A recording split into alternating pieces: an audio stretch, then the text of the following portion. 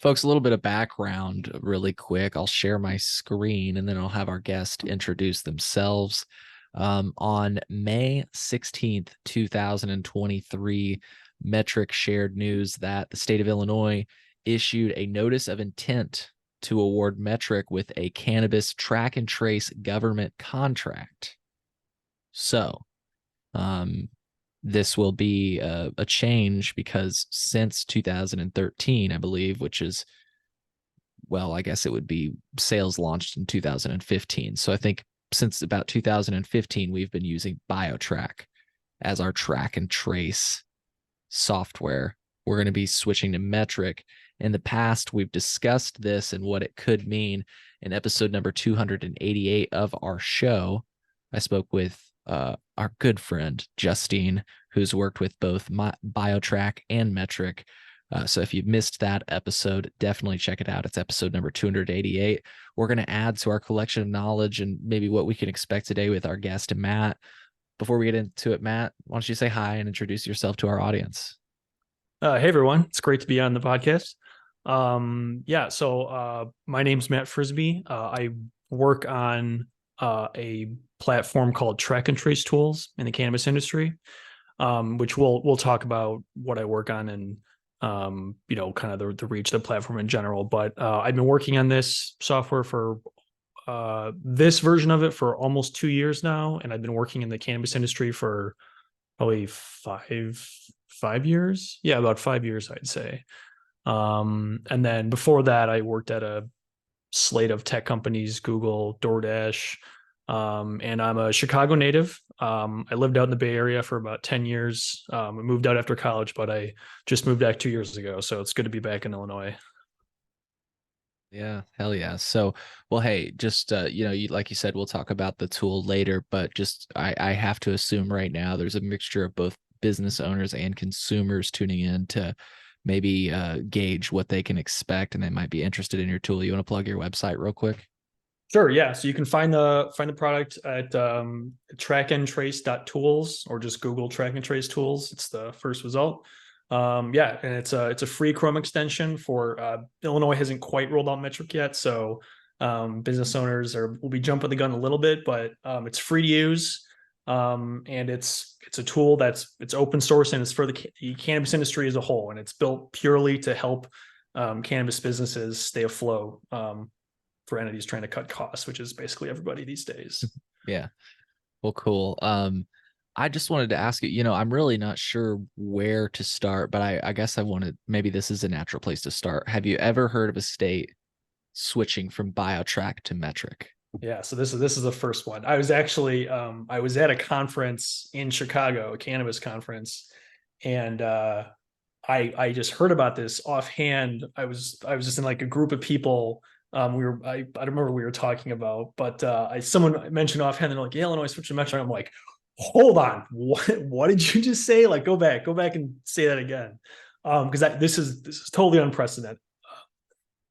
So the yeah, this has never happened, and I guess the cannabis industry is pretty young, so it shouldn't be a total surprise that this happened at some point. But I think uh, if you looked at the landscape of track and trace solutions like 4 years ago, it was much more spread out. Like it was not clear that Metrc was going to become the dominant platform, and it was spread out over a bunch of states. Like MJ Freeway has a couple states, some states self-report, but there is a very clear consolidation to the Metrc platform itself.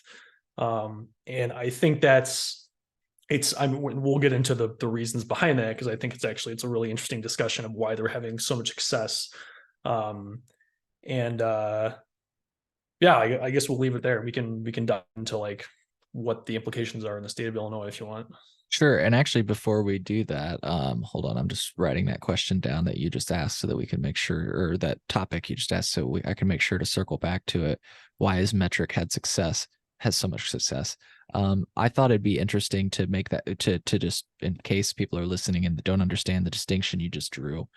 Sounds like there's a dichotomy right now in the states where you're either using state approved track and trace software or you're self-reporting. Is that what you just said, correct?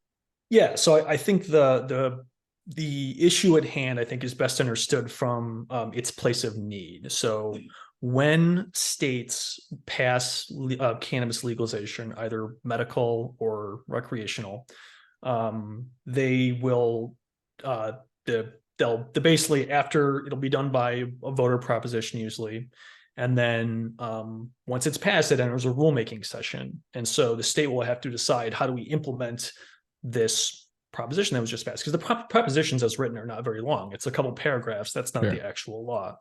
And so that will usually spawn into existence some sort of cannabis regulatory entity, and then they need to decide how they want to control the cannabis business in that state. And so they'll put out an RFP for companies to come in and pitch them on, how do you want to help us regulate the cannabis companies in our state. And so companies will place bids, and then the state will ultimately select one. And so that is the process that Illinois just went through. It wasn't post legalization, but it was essentially the same. They took a bunch of bids and then picked one that they liked. And we'll actually talk, because I was looking at the bid earlier today, and we should definitely touch on that later because it's pretty unbelievable. Anyway, so once that's done, yeah, the platforms will say, okay, this is how we'll allow the states to, make sure that product is tested, and this is how we're going to make sure that, companies are paying taxes, and how we're going to make sure that product is not commingling with the black market, things like that. And so Metrc is the dominant platform that does this. And so the way that they operate is pretty much hidden from the end consumer. So people who are purely going into dispensaries and buying product, even as the state transitions to Metrc, you're not going to see a changeover. There's not going to be much of it. I mean, there may be delays or some second order effects, but nothing's going to change. But in states that use Metrc, let's use California as an example. If you were to go in a dispensary and buy a pack of pre-rolls, let's say, and you look on the packaging, there's going to be a 24-digit number on there that'll say like UID or something like that. And that is the track and trace tag that is sourced from Metrc. So the way that Metrc allows the state to kind of observe the whole industry in that state is that at every point in the supply chain to bring you that pre-roll, they call it a tag assigned. And so, like, for example, like a box of pre-rolls, let's say you've got like a box of 5 pre-rolls, that it was brought to the dispensary in a box that contained 200 boxes, that gets a separate tag. That was shipped from a manufacturer who made 10,000 pre-rolls, that has a separate tag. That was taken from a batch of shake, that has a separate tag, so on and so forth, all the way back to the plant. And so what a tag means is that for Metrc, it's a physical piece of plastic that has an RFID chip inside, and that which also has the number on it. And so that will be physically affixed to wherever it is in that supply chain. And then the businesses purchase these tags from Metrc and then apply them and register them with the Metrc software. And then a state regulator can come in and check the tags inside in a business, verify that they match what Metrc says, because Metrc is allowing the state to see everything that's going on. And then this is how the whole compliance process works. So I think it's like 24 states now that are using Metrc in some fashion. They're all doing it pretty much the exact same way, with slight changes, but it's basically the same everywhere. And so that's how Metrc works. And would it be accurate to say that, like, seed to sale in general, whether you're doing self-reporting or you're using Metrc or MJ Freeway or whatever platform you happen to be using, the point is to comply with the Cole memo, like federal guidance to prevent diversion? I mean, that's the whole idea, right? Seed to sale. You want to make, yes, the government right. wants So, to, for sure, yeah. So it's how do these, because the states are, and a big part of the decision-making process when they're awarding these contracts is like, how can we basically do this in a way where we're not going to poke the federal government in the eye? Yeah. So yes, absolutely. That's a big motivator. It's like, how do we get paid? How are we getting our money for this? How are we collecting the taxes? And 2, how do we make sure that we're, the feds aren't going to come in and be like, no, you can't do that. Yeah, and for folks that are wondering really quick, I just referenced the Cole memo. It's a federal memorandum from I believe then Attorney General Eric Cole. Maybe I've got his name wrong. James Cole, maybe. I can't remember. It's at the top of this memo, but part of it is they gave a criteria to all states, and if you met this criteria, the feds will not intervene in your state sanctioned cannabis. So one of the things is preventing diversion of marijuana from states where it is legal under state law into some form in other states, preventing distribution to minors. All these things, I think, are reasons that we've come to see seed to sale systems. I just wanted to make that small point. It's Sure. James Cole, by the way. James Cole. I was actually, Eric Cole sounded right to me, so I'm glad I was like, eh. Yeah, me So, too. right. And so, but I think the other thing to understand is like that I think the states are mostly concerned with staying within the lines as opposed to like, how do we maximally aid the industry? It's like, how can we definitely play by the rules, Right. while still respecting the proposition? And so Right. there are, the cannabis industry is kind of caught in between a rock and a hard place there, because they're, one, like they're completely at the whims of state regulators who, I mean, it's still a very new industry. And, it's like, okay, well, abide by these tons of regulations and rules and pay all these taxes. And like, then you get to play ball, or, whatever, then don't exist as a business. Fine. And so a lot of businesses, like they want to play by the rules. But the problem is that they have, right, it's like the black market is still much larger than the legal market pretty much everywhere. And so like they have this nefarious competitor that's just like sitting there, that's like essentially stealing business from them. And so for cannabis businesses, it's the whole thing is a mess, and they're stuck between so many tough places. And then on top of that, they have these very restrictive track and trace programs saddled atop them, that they have to deal with. And it's tough. It's tough for them. They have a lot of things working against them. So I think let's talk about then like what the actual transition looks like in Illinois. So I got to so the thing is that because these are state contracts, it's all public records. You can see exactly how much the states are paying Metrc to do these sorts of things. And so I went to take a look at the most recent award, for the bid. And so, in the RFP, they have like, you have to do these things and, support businesses in this way. And so, like a lot of the regulators do this, and then like they'll place the bids. And BioTrack bid like $10 million, I think. Metrc bid $500,000, so 95% lower than the next highest bid, which is a crazy differential. Like that is nothing. So which really it raises the question, how can they possibly do that? And I think this really starts to get to the root of the root of the issue, or like how Metrc makes its money, which is, and you touched upon this in the last podcast, but they make their money selling tags to companies, because once Metrc gets the bid, and of course, if you're going to underbid by 95%, of course you're going to lock that bid every time. That's nothing. I think they have 160 employees. Like, how do you keep a company like that going? The revenue sources are external to that. So once a state has Metrc locked into a contract, Metrc starts selling tags to all the companies that want to operate as a cannabis business in that state, and you have to buy their tags. It's a complete monopoly. There's no other way around it. You have to buy a tag for every plant that you grow and every package that you sell. And it's like 25 to 50 cents a tag, which adds up to large amounts when you multiply it by how many businesses in the state of Illinois times how many packages times how many plants. They make a tiny profit, I'm sure. And so that is the core piece of their business, that they have an RFID tech that allows regulators to kind of keep the businesses under their thumb and for them to make a profit at the same time. So the problem arises is one of incentives. So a company like Metrc, the cannabis businesses in the state of Illinois are not the customer of Metrc. The customer, even though they're being paid, their obligation is basically the contract that they signed when their bid was accepted. Like, we have to do this minimum number of things for the businesses, and that's it.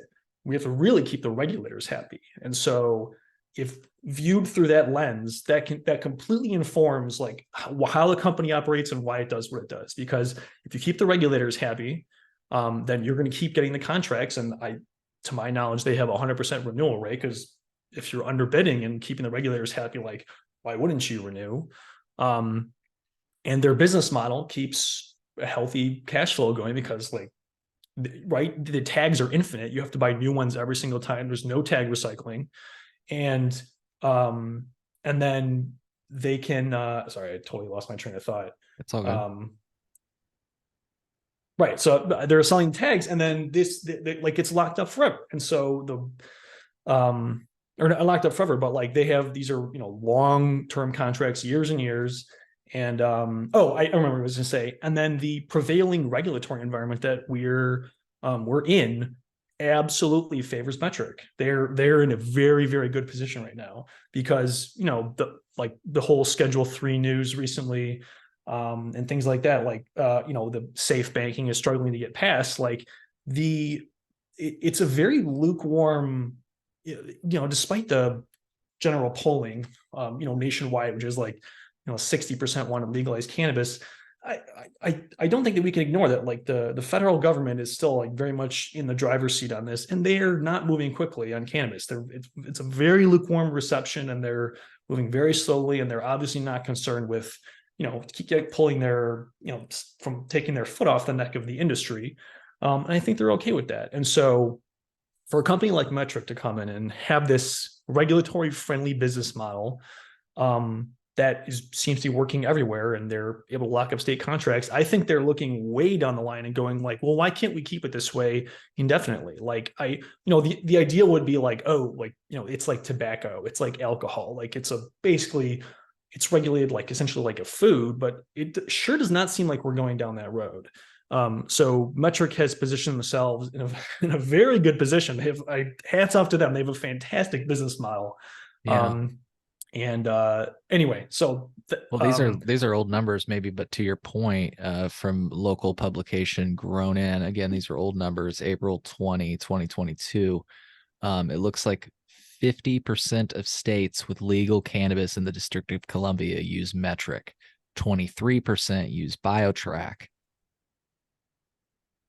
this So is, yeah. I'm looking at the map here to see if there's any recent additions, but this looks pretty up to date to me. yeah, I don't know what Yeah, this second edition means, but it's an interesting number. Of the 16 states in the New England, Mid-Atlantic, and Midwest regions, 9 states, 56% use Metrc.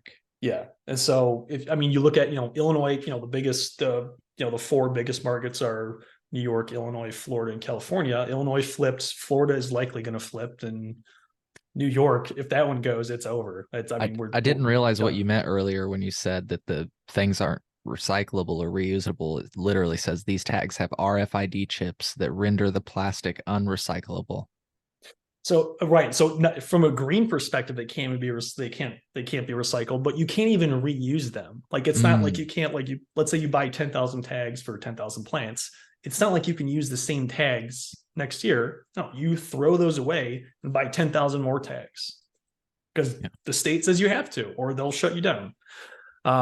So I think, so touching on RFID, I think that one's really interesting. So Metrc position, they say, oh, like, we're this big, because that's like the core piece of their tech is like, oh, we have like this RFID tech. And so, we're, for the regulators, so they can easily audit and things like that. So I spent some time. So the existing platform is like, my software is like purely a Chrome extension, because that's where like everyone goes to metrc.com to like do all their compliance reporting. So I meet them where they are. But I have, they they say like, oh, like we're this advanced supply chain thing, and everyone's got these RFID chips on their plants to make like tracking easier. And so I was like, okay, well, let's dissect that a little bit. Like, okay, so everyone is buying these RFID tag pieces of plastic and putting them everywhere. But can the businesses actually use this? And so, like, let's say you have a grow room with like 5,000 plants, and you want to scan the RFID tags. Okay, I mean, like, let's go through this. Like, okay, let's go buy an RFID tag scanner. How much does that cost? If you go look, they're like 2 grand. They're outrageously expensive. And not only that, the if like the scanner is only reading the numbers off of the tag. So like when you scan an RFID tag, you get back the 24 characters and nothing else. So Mm-hmm. if you want to do anything with that, you need some software to glue that into Metrc. And Metrc does not offer any of this to anyone in the industry. So they go, okay, farms, produce, manufacturers, here's your tags, like you figure it out. We have no first party solution, which is crazy. It's crazy. So there's like third party providers that like they're like, okay, you can buy our special scanner, that's 3 grand, and then you got to pay a subscription, and like now you use us. That's crazy. It makes no sense. Yeah. So something I've been playing around with, I was like, okay, this doesn't make sense. Like there's no, like everyone's paying for these expensive tags. There's no reason it needs to work that way. So as part of the platform, I'm experimenting. I have actually got one right here. So I'm working with these like cheap Chinese, or not cheap, but less expensive Mm-hmm. Chinese manufactured RFID scanners. And which is it's like $700, so it's still really expensive, but it's like a quarter as much. And I'm working on just like my current software. It's like a free and open source mobile app that allows people to like log in with their existing Metrc account and like scan and use the tags that they're paying for. Like you should. With your Anyway, phone? well, yeah, or a phone or the scanner itself. Like Hmm. if you're able to, if you have a Metrc account, which everyone in the industry does, you should be able to use that in all the ways that like you're paying for the tags. Why can't you use them? Makes no sense to me. That's pretty cool, Anyway, dude. um, so and like the whole idea is that like the base, it should be free. The base product should be free. It should Right. be open and usable to everyone, because so before I was working on this, I was working on another cannabis tech company, and we were like trying to build like a marketplace. Like, oh, we'll facilitate transactions between cannabis businesses, and it was a total like Silicon Valley mentality. Like, let's raise money, let's like charge a percent of transactions, and we'll make millions of dollars by like juicing these cannabis companies. And we were not the only ones. There are plenty of existing companies that do this, and the amounts that they charge companies is exorbitant. It is so much money for them to just like run their operations. Like they charge like tens of thousands of dollars a year, and for dubious benefit. I mean, it works for some cases, but like most companies cannot afford software budgets like that, where like they're charging like I've heard like as high as like 50 grand a year for just to be able to like integrate with Metrc.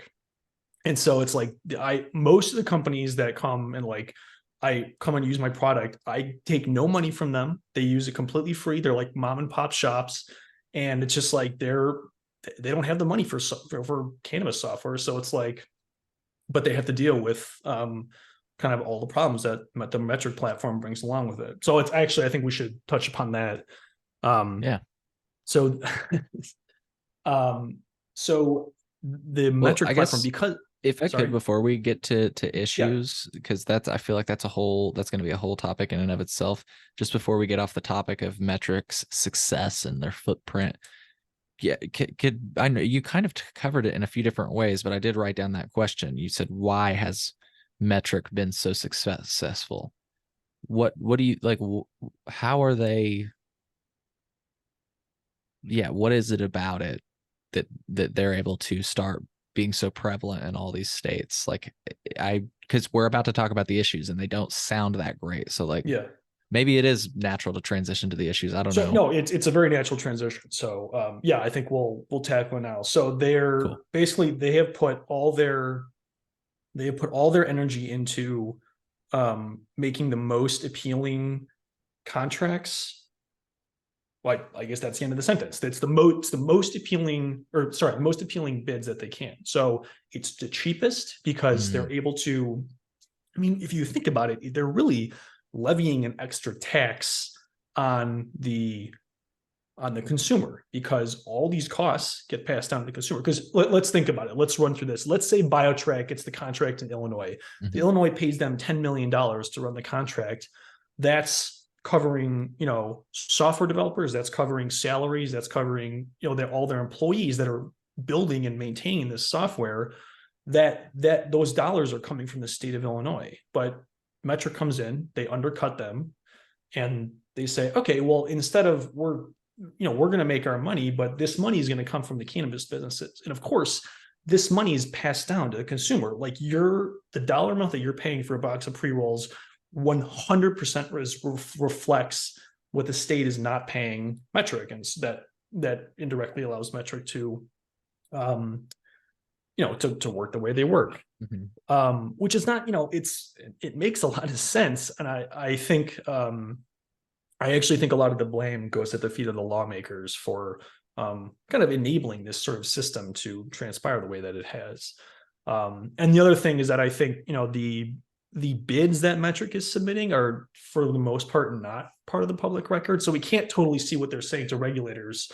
But they have obviously crafted a very appealing platform, and they've got their big plaques, all their big Is this wall how of you success. is this how you look at it? I see there's this procurements thing. That's the exact one. Yeah. So if you click bid by announcement, and then if you click notice of award, the second link.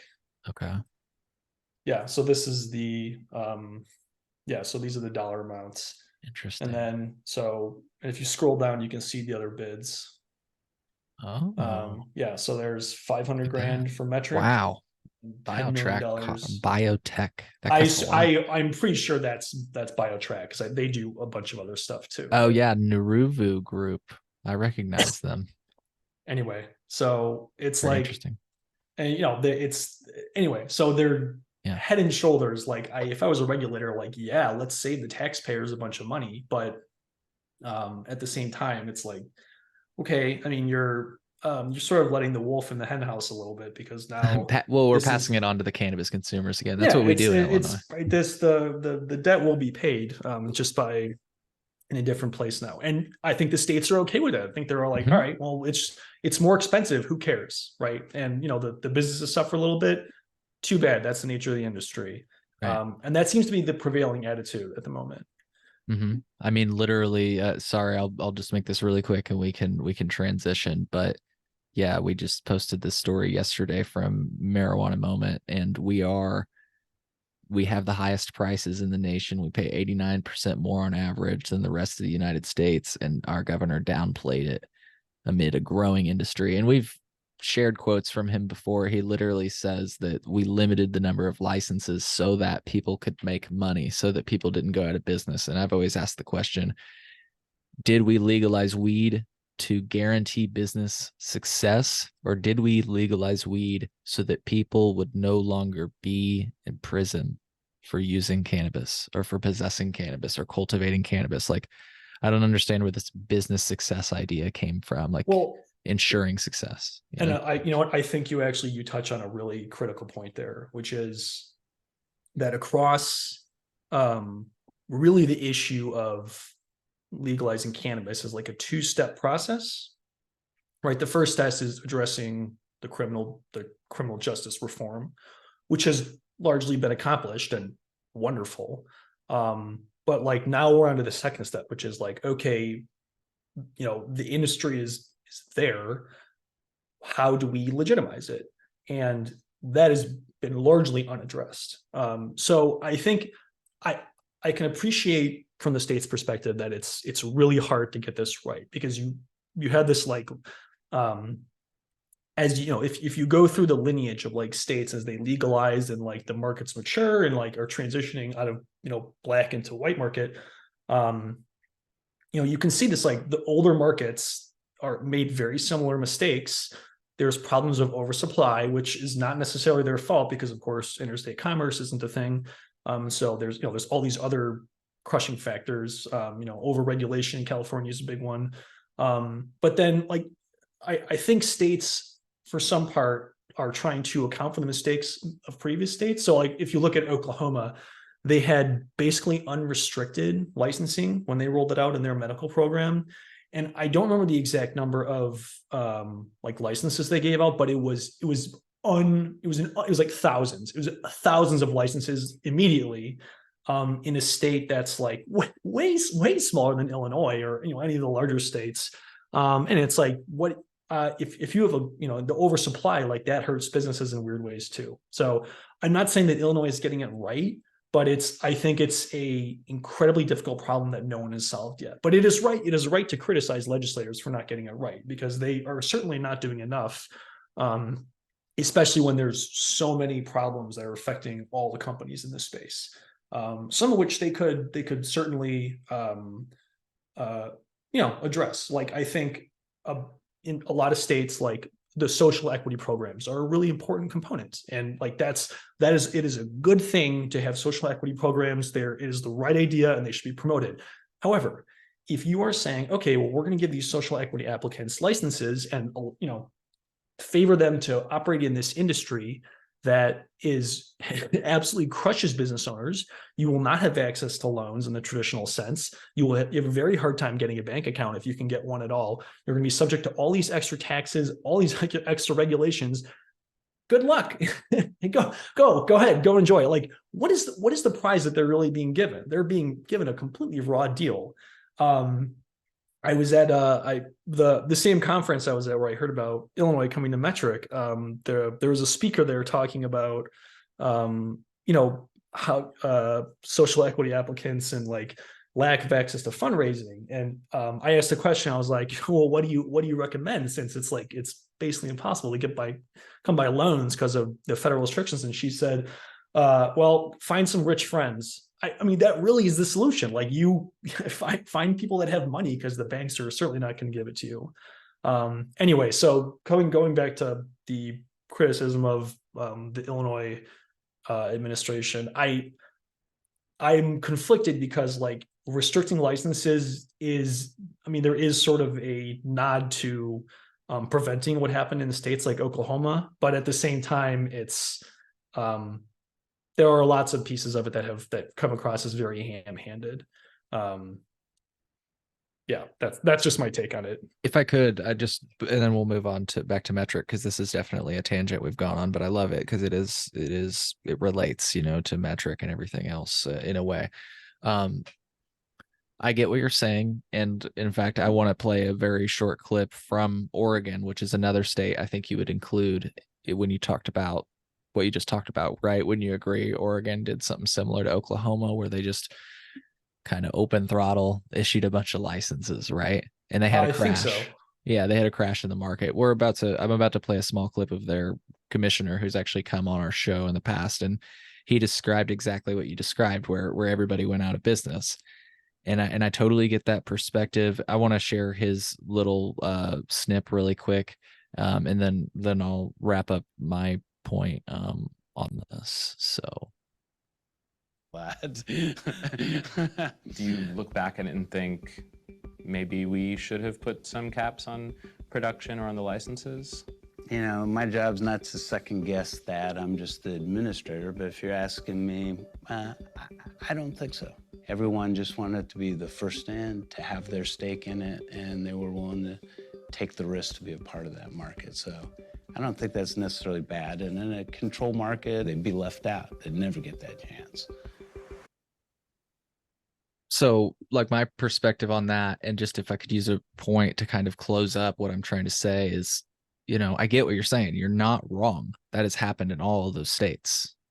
Like, people have gone out there for the green rush and lost everything, and that's horrible, and I don't wish that on anybody. But like he said, they did know what they were getting into because of the openness of that market. And you know, like there are several other industries where that same exact thing is true. Restaurants, like it's a widely accepted fact that 80% of restaurants go out of business within the first 5 years. And so, Great point. like, I get where this is coming from, and it's not that it doesn't make business sense to me. It's just that it's like, why are we so, and I get it from a social equity standpoint, I guess. I wanted to say that, like, if you want to ensure that the people you licensed under the social equity program are successful, I guess I get that. But it's like, why are we even trying to guarantee success of anybody in the business? Like, we should let everybody get in. And then just, I know I'm going all over the place, but No, it's all the good. other thing I am displeased with, that you mentioned earlier, with the way we approached it with Illinois is, so most of the criminal penalties were established in 1978 in the 1978 Illinois Cannabis Control Act.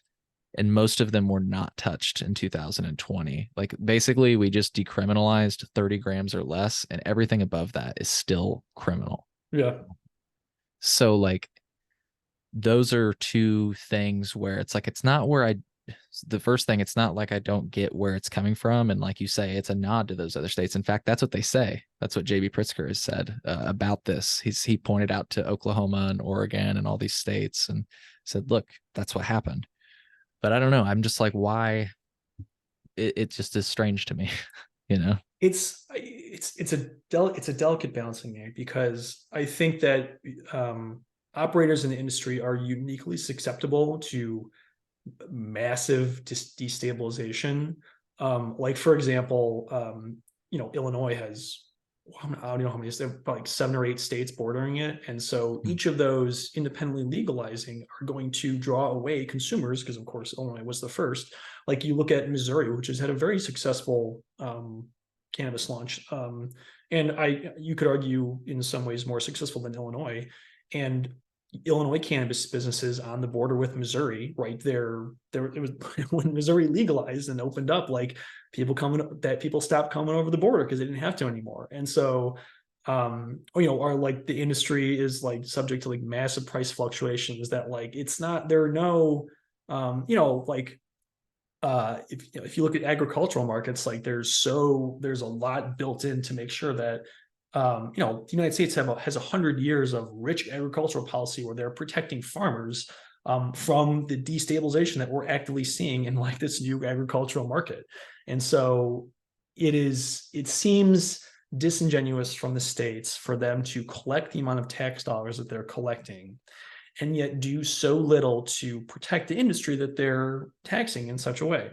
And it's, like, there's to say that there's nothing that they like, that they can be so rigid with respect to like issuing licenses. Like, if like in Illinois, like, yeah, if there's a bottleneck, like, surely there are adjustments that can be made, or like access to loan programs, like, there, you could always do more. I remember I was talking to a woman who was she was she was a social equity applicant in the state of Illinois, and there was there was a loan program that the Pritzker administration was touting. It was like this, like, I think it was like $10 million set aside for social equity applicants, like, to go to them. And I mentioned, I was like, what do you think about this loan program? Because it was pretty new. And she said, that's a joke. Like, you can't actually get access to the money. It's like, there's way too many hurdles to jump over. Like, it's in a lot of ways, it's very performative. I was like, oh, that rings completely true. So I think the states can do more. And the amount that businesses are suffering, I mean, it's not just Metrc, it's the whole ecosystem as a whole. They're not doing enough. They're not, for the amount of money that they're collecting, they're not doing enough. Well, we were about to move on to the issues with Metrc, and I know we spun off on that tangent. I had asked you before that, why has Metrc been successful, and we decided maybe we could transition to issues and wrap back around to that. Do you think that sounds good still? Yeah, cool. Yeah, that's my bread and butter, is all the problems with Metrc. Let's hear it. So they are, because their specialty is like being this essentially an RFID tag manufacturer. They're not a software company, and they don't the way that their operation is run, it looks to me as a experienced software developer as a company that built a half-finished piece of software and ran with it and has had to kind of play catch up this entire time and grew too quickly for it to like support them. So they have a long history of lots of critical technical outages, which, you know, some people might look at that and go, oh, like, so what, your software goes down. But the problem is that cannabis companies, like, you have to report everything to Metrc when you can't do anything. Like, if you, like, for example, if you want to sell, like, let's say you've got that case of pre-rolls I was talking about earlier, and you're going to sell it to a dispensary. To sell it to a dispensary, you have to actually register that package in a transfer in Metrc, and then transfer it to the license of the dispensary. And if you don't do that, the whole thing is illegitimate. And of course, that requires Metrc to operate. And a lot of the time, it doesn't. They've gotten a little bit better over the years, but they have massive issues. And like some of my clients and like companies that use the platform have like had these unbelievable issues where, like, so I'll give you an example. I work with a very large processor in Michigan, and they very early when I started working with them, they called me up and they said, we have so many packages in the Metrc.com platform. We have so many that the site is crashing and we can't actually create a transfer. And there's like 300 people that work at this company. Like, I've been to their facility. They're enormous. They are an enormous operation. And so because they can't submit transfers to Metrc and can't print the piece of paper that they have to give to the driver to take with them, everything is shut down. The whole operation came to a complete halt. And so I was able to get them unstuck like over the weekend. I threw something together, but I think what Metrc support has been a big problem. And what they said to me was, you know, they're at a complete standstill. They reached out to Metrc support because obviously it's their fault. And Metrc support said, yeah, we can get a fix rolled out to you in a week. Like, they're expecting this business to just sit there for a week, just waiting for them to fix the site. It's completely unacceptable. And like, there are many issues like this. Like the whole, you know, where the site goes down, the whole state grinds to a halt. Like, it's crazy. Like, you can't like there are third-party companies that like try and paper over this with like some success, but the problem is that it is a very underdeveloped piece of software that the industry cannot operate without.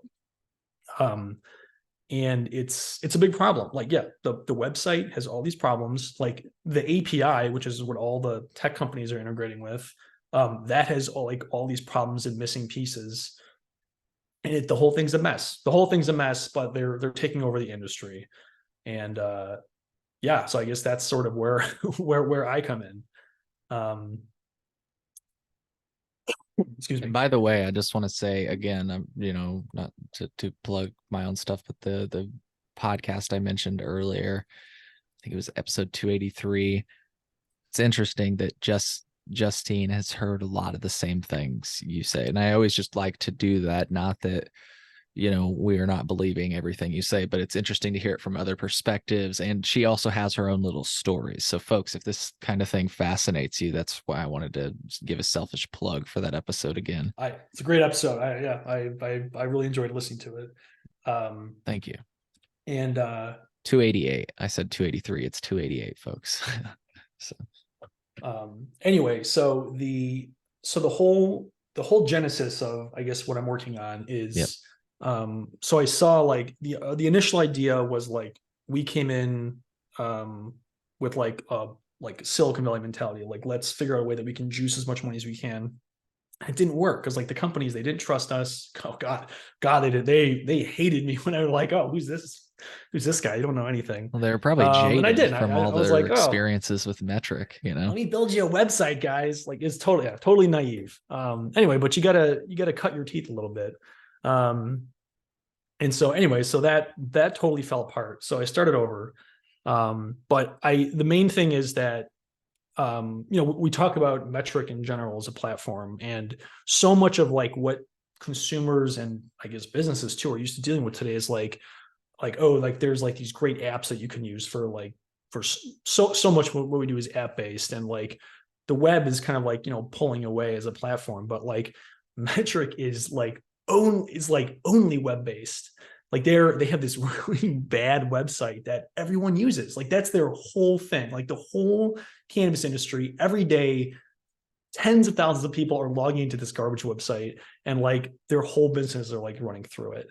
And it works. Like it works enough to like for them to get through, because like obviously it works just well enough for them to renew the contracts, but it is not good. It is not good at all. And so at the same time, there's like all these big expensive third-party integrators so Metrc does have an API. So if for non-technical people, that's like if you don't want to use the website, you can write a piece of software that basically talks directly to their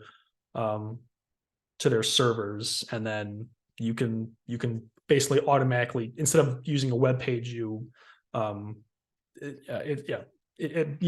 talk to their servers in a different way, and there's no user interface. It's just computers talking to computers. Yeah. But the API doesn't do everything. In fact, it's missing large pieces that business cannot operate without. So the whole industry, like there are these big software platforms that charge 50 grand a year, and they say, oh, like we have this like all inclusive, like we'll take care of everything, streamline everything, but you still have to log into metrc.com to do like X, Y, and Z. Like if you want to buy tags and register a transfer and things like that, you still got to log into the website, but everything else we can do, which is bonkers, like absolutely bonkers. Like there's no equivalent of like any piece of software that I can think of. It's like, it would be like if you have your banking app, it's like, oh, you can do everything in like your Chase app, but like if you want to go buy checks, you have to go walk into a physical branch location. Like it makes no sense that there's like these like carve outs, but everyone's doing it. So anyway, so what I ended up doing was I built a Chrome extension that sits directly on top of their website, and then it talks directly to their servers through the website, and then that lets me automate everything that other companies are unable to do. So like, for example, like harvesting is a big one that's coming up. So it's like harvest season coming up in the United States. There's a harvest tool in the software. It's free to use. Rough estimates this year, there's probably going to be like $500 million of plants harvested on the platform. Lots of companies use it totally free. But it's like the way that you have to do harvests. Otherwise, it's like, it's this garbage mess of like clicking and typing. It's just, it takes, and like companies employ teams of people to do this, and it does not have to be this way. And then at the same time, I can read out information from Metrc that the API does not have access to. So companies are generating all this business intelligence because everyone has to put everything into Metrc. Like it stores their whole operation. So there's like all these interesting things you can do with the data you're generating. But companies don't have automatic ways to access it. And so like I'll give you an example. So if you think of like if you look at your bank statement, let's say you order something from an item Target online, and you look at your banks, like in your checking account, you'll see a little string of letters like target.com order 608 or whatever. That's all you get. The bank has way more information about that individual order than that they give you access to. They have when you ordered it, where you were, all that stuff. All that stuff is hidden from you. And in much in the same way, Metrc is the same. But these businesses, they want access to all of that, and Metrc kind of like hides it. Anyway, so the extension that I work on basically tears open Metrc and says, nope, you get access to everything. You have all your stuff you can suck out and use any which way you choose. So it's a pretty simple solution, but a lot of companies have found a lot of value in it. And I've found a lot of success because companies are, the entire industry is struggling right now. And so companies are looking at ways, like I talk to companies every single week, and the story is always the same. They're like, we're trying to cut costs wherever we can. Like we've figured out the exact pieces of our business that we need to measure the most, but like we're dealing with these giant software platforms that aren't solving anything for us and are way too expensive. So we're slashing our budget, and we're looking for a more inexpensive option, and then they'll come to me, and then I can build them some custom tools, or like basically pare it down to exactly what they need. Anyway, so that's the business I run in a nutshell. Awesome. And you said it's for a free extension? Yeah. So it is Are you stealing Metrc's model by offering a ridiculously cheap solution? So I'm just fucking with you, by the way. I don't want to steal anything from them. They have nothing I want. You So get it's what I like meant, though. You get my joke. That since you taught me that they always offer ridiculously cheap contracts. Yeah. So, so it's So the base piece of the extension is open source and completely free. So like anyone, if you use Metrc, all you have to do is install the extension. There's no sign up. It sits on top of your Metrc account, and then you're off to the races, and that's it. And that's how it should be, because no one should be subjected to, like, Metrc does not have a search feature. Like if you're like, okay, I've got these 20,000 packages and I want to find like, this package or this tag, that should be easy. Yeah. That should be a no-brainer. They should have a search bar right at the top, and it doesn't exist. Like, you have this very convoluted way of searching. So I was like, screw it, I'll build a search engine. So that's part of the free product. It's like a great search engine, so you can actually find your stuff inside Metrc. Like simple stuff where like everyone should have access to it. And then I'm rolling out a paid option soon that'll be pretty inexpensive, but it just adds on extra features. But the main thing is that like the industry is like suffering, and there's a lot of rent-seeking behavior that I think leaves a really bad taste in my mouth, partially because I attempted to go down that road. But it's like, a lot of the software companies have sort of taken a position like, okay, everyone has to use Metrc. And so while they're in this compromised position, their businesses, they want to stay afloat. So like, let's sell them this like really appealing product, and they'll buy it because they have to, right? Because they're like, oh, like, well, we're suffering under Metrc, and they're like, it causes us so many problems. So like, yeah, we'll buy your expensive software. And it really shouldn't work that way. Anyway, so I guess the product that I work on is small enough. I'm the only person that works on it. It's just me. It's small enough that like I can, the largest companies in the industry that I work with, like I consult with them, and that's how I make my money. But it's like the small companies, like they can barely afford packaging. Like they're like huge software packages. Like, get out of here. Like it's not realistic. So a big part of this is like, I see a big opportunity to like help the industry out at least a little bit, by kind of providing this sort of free software. So for now, it's the Chrome extension, and then I hope to be launching the scanning text soon, because it's something that I think everyone could use. Say that website again. The URL is trackandtrace.tools. Sweet.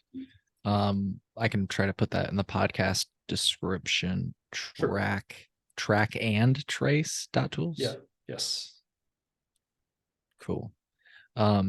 So I wanted to ask you a question. Do you predict, based off of what you've seen in other states and stuff, that Illinois medical, or let's just say Illinois cannabis customers, medical cannabis patients included, do you think we're going to experience any outages? You said, because I heard from Justine's perspective, there's just like downtime and the system gets like over pinged or some shit like that. Yeah.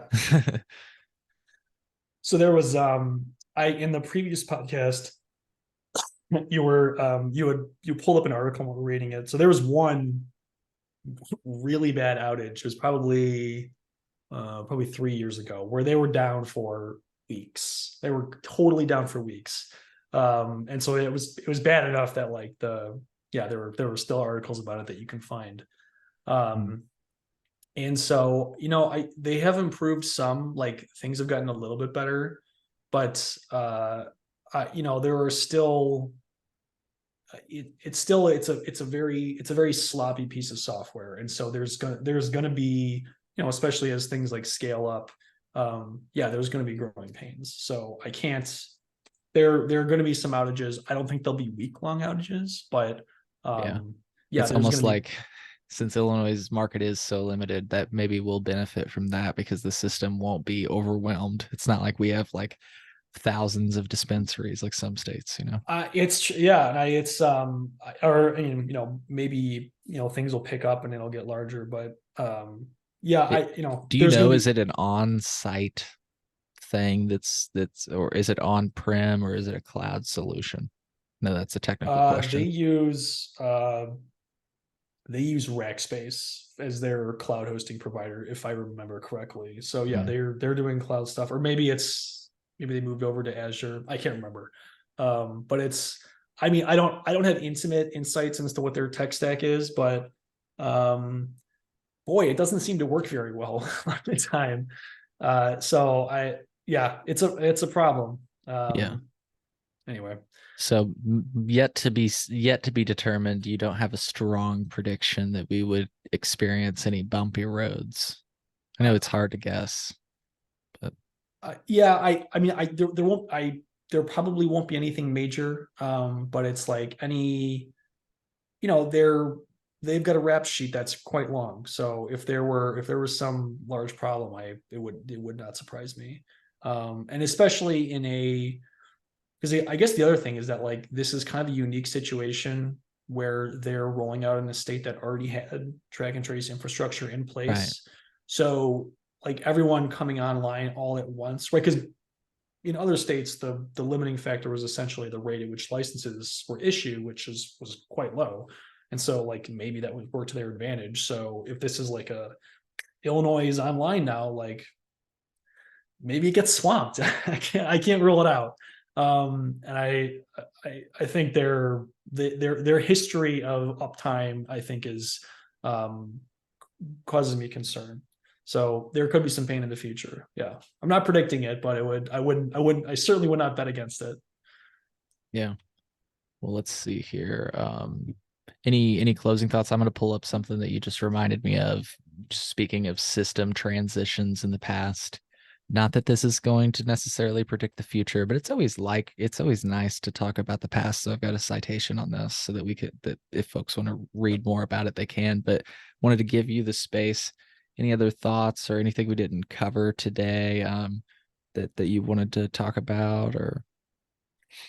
I think well, it's not Metrc related, but I think it's going to be it's like I guess it's more related with the recent developments in the industry, like with respect to Schedule 3. So I think I was doing research for a podcast that went on a while back, and I came across an interesting piece of an interesting wrinkle in the legalization things. Right, so the whole part of the problem is that we're undoing a century of. Can you give folks that don't have any idea what you're talking about first, just a quick, like maybe a quick background? Yeah, sure. So Yep. right, so recently, based on a recommendation from the Biden administration, the Department of Health and Human Services issued a recommendation to the DEA suggesting that they should reschedule cannabis from Schedule 1, which is what is currently, to Schedule 3, which is somewhere in the middle, which I think is like Xanax and codeine. I can't remember the list of drugs there, but it's around there. So Yeah, I think Xanax is actually Schedule 4, well, but that we might can be look it 4. up. Okay, yeah. Yeah. Anyway, but it's a less severe restriction, but it's still a schedule. It's still a controlled substance. So it'll be interesting to see what happens because, right. So the DEA ultimately it needs to make the rescheduling, but the U.S. is part of an international treaty that in the I want to say like probably 30 years ago, an appellate court in the United States ruled that in order to it's an international treaty on controlled substances, and the name is escaping me for the moment, but the U.S. courts ruled that in order to be compliant with this treaty, cannabis needs to be Schedule 1 and Schedule 2. Like that is absolutely what the court ruled. They said the DEA needs to keep cannabis Schedule 1 and Schedule 2 for us to stay in this treaty. So for the DEA to accept this recommendation, either there needs to be some sort of reversal of this court decision, or I'm not a lawyer, so I don't know what has to happen. But the rescheduling of cannabis is a much stickier issue than I think people realize, and there's a lot of mess. And you know, the other thing is that, like, look at our government right now. It's people, they're all 60, 70, 80 years old. They have grown up in a lifetime of cannabis being illegal. And so you know, there's the Safe Banking Act has been stuck in Congress forever. So I think you know, I've said it before, and I'll continue to say it, like, things are going to move a lot slower than people realize. Like, it is just going to be glacially slow, because there's a lot of interest in keeping things the way they are, and there's also people that are just resilient to change, including our legislators. Anyway, so for people that are getting excited about, you know, legislation or legalization potentially moving forward, I wait and see. Let's be a little patient, because things might take a while. Yeah. Yeah. And what do you think about the idea of rescheduling versus descheduling, which I think this whole thing kicked up a conversation about, because part of the Biden administration's recommendation was to remove he said, you know, I don't believe anybody I'm loosely paraphrasing, I don't believe anybody should be a criminal for, you know, using cannabis anymore.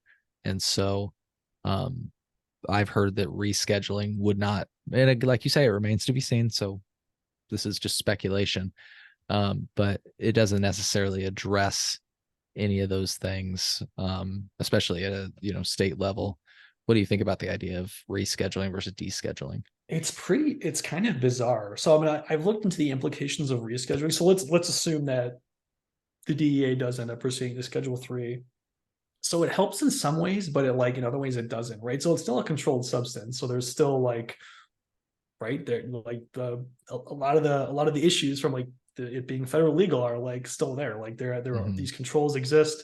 I've read perspectives where, like, you know, a lot of the control might be handed over to the FDA, which opens up a whole new can of worms. And, like, who knows what happens then? Because now that's, you know, a totally different regulatory agency, and, like, who knows what they'll do with it. From the perspective of, like, businesses, it would open up interstate commerce, which is really good, because that's been a huge restricting factor. It would do away with Section 280E, which, you know, which is a lot of cannabis companies are, like, it's crazy. Like, if you are I think processors are the most exposed to 280E. Like, if you don't correctly structure your cannabis taxes, or your business to, like, account for 280E right now, your actual tax rate is, like, your federal tax rate is like 80%. It can be up to 80%. That's bonkers. That is unbelievable. And so Schedule 3 would make all of that go away. But it doesn't fix banking. Like, that's still a problem. And, you know, all the problems with loans and all things like that still exists. So it's a good step forward, but I remember, because I lived in California when it was legalized, and I remember there were, like, opponents to the legalization, and they're talking, like, oh, like, this bill is, you know, like, if this passes, like, we'll be stuck here. And so they were for cannabis legalization, but against this version of the proposition, which at the time struck me as, like, really bizarre. Because I was like, you know, take the win. Like, this is gonna, like, the prop is gonna pass. Like, let's, like, start here. And I guess as the way things bore out, I can't help wondering if they were right a little bit, because California has been a disaster. Like, it's beginning to pull out of it, but the rollout and all the regulation they pushed through was comical. Some of the requirements were absolutely ridiculous. And so I have to wonder, is, like, if cannabis does get stuck in this Schedule 3, which is, like, this weird gray zone where, like, some things are better, but it's not totally all the way there. I have to wonder if, like, we're stuck there, because, like, does the federal government, like, say, like, okay, there, it's not Schedule 1. Will you shut up about it now? Like, are we stuck there for 20 years? Is that what ends up happening? Because, like, right, once it's like once the pressure is relieved, like, they go, where's the political will to like move the ball forward anymore? It's possible there's none. So the danger is that it would be stuck in this like intermediate place in perpetuity. So it's interesting times though. Very, very interesting time to be in the industry. Yeah, and I've heard some people speculate, and again, I just want to reiterate that it's all yet to be seen. This is all uncharted territory, but I've seen folks speculate, well, is this the end of state sanctioned cannabis? And it's like, why would it be? Like it's moved to a like a lower schedule. And I've even seen a former FDA regulator say the same thing. Like, why would that? No, they're like it'll free things up maybe for certain companies, but no, like the state sanctioned uh cannabis markets are operating out of compliance with the CSA anyways. So moving it to a lower schedule, you'd think that it'd be like a lower infraction maybe, but like not a deal breaker. You get that perspective? I feel like it's an Yeah, interesting perspective. it's I'm not in a seat of power, so it can't. Yeah. It's hard to get a finger on the Right. pulse of where things are going. But two Yeah. So many very people have ideas. It's two yeah hard. two very discouraging develop. I mean, I would think that like the biggest players would have an idea of like where things are going. And so two developments recently that have really struck me as bizarre is one, like MasterCard saying like you can't, like all the dispensaries had was like cashless ATMs where you could like pay, you could still pay with a debit card, and like it wouldn't put out cash, it would just credit you to the point of sale. So it was like technically you're accepting a debit card. It was an end around. It was kind of sneaky, but MasterCard recently put an end to it, which is bizarre because you would think that like if they've allowed it this long, like it would sort of be a tacit acceptance of this practice and slowly opening up the payment rail. So it's getting to the point where we can finally use credit cards, but that's getting shut down, which is not encouraging because you would think that they would have an idea like where things are headed. And then the other one was there's a very big a big problem since telecommunications are federally regulated, sending text messages, which lots of dispensaries and platforms do to promote their products and do sales and stuff. The big provider Twilio said we're not delivering text messages for cannabis companies anymore. So independently, these things might not mean that much, but that these are like large organizations with like obviously deep ties to like federal programs that it's all interconnected. The thing about I Twilio is hilarious. I've never heard about that before. it's no, I mean, if you're if it's As if more, like the data is dangerous. well, it's like it's a very bizarre, but Yeah. they're they certainly brush shoulders with like federal regulators. And so for both of these large entities to basically within a month of each other go, we're saying no to the cannabis industry, it gives me a little bit of pause. I don't know. It certainly supports my thesis that things are going to take longer because there Yeah. doesn't seem to be the appetite to sort of like move to where like polling suggests we should be. Yeah. Yeah. Very interesting. Very interesting. That's interesting stuff. Any other thoughts on just rescheduling in general? Like, have you heard any other um speculations that make you wonder? I think it's an interesting time right now because just nobody knows, what this is going to look like. I think the one thing that we know, if I could say this just really quick while you cook that up, is that head of the head of the DEA, when Florida Representative Matt Gaetz asked her questions about the HHS's letter, which at the time I don't believe existed. She said that when they receive the letter, they go through an 8-point factor review, which sounds really meticulous. And like you say, Sounds meticulous. yeah.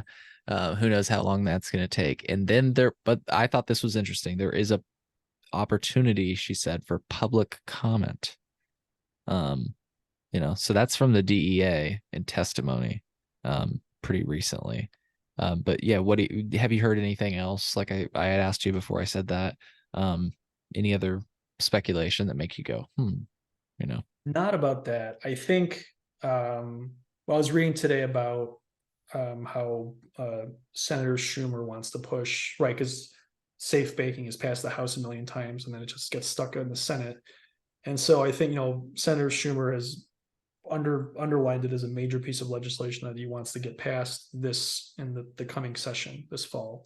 So I think it will be very informative and probably prescriptive for where things are headed if that gets gummed up again versus if it gets passed. Because if safe banking gets passed this fall, then I think a lot of things are going to, I think I'm wrong and things are going to fall into place really quickly. Like I think Schedule 3 will probably quickly follow, and then we're going to see a big shakeup in the industry.